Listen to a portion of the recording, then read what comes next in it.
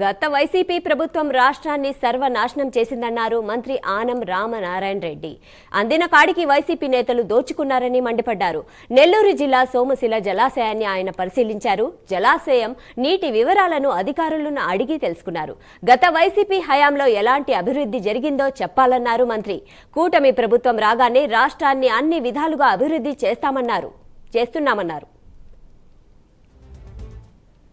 హోదా లేనటువంటి ఒక ప్రతిపక్ష నాయకుడు, ఆ ప్రతిపక్ష పార్టీ తామేదో చేశాము లేదా తమ ఉనికి కాపాడుకోవాలని ఒక ప్రయత్నం చేయడానికి మొదలుపెట్టారు.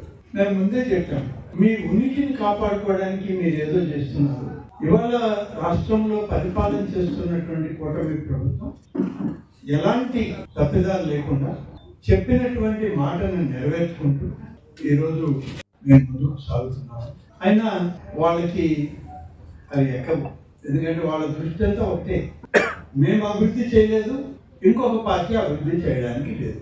మేము ఈ రాష్ట్రాన్ని సర్వం దోచుకుపోయాం, ఇంకొక పార్టీ ఏ పని చేయకూడదు, వాళ్ళకి సంక్షేమం ఇవ్వకూడదు, అభివృద్ధి జరగకూడదు, ఉద్యోగ ఉపాధులు కలగకూడదు. ఇలాంటి ఒక దుర్మార్గపు ఆలోచనతో ప్రతిపక్ష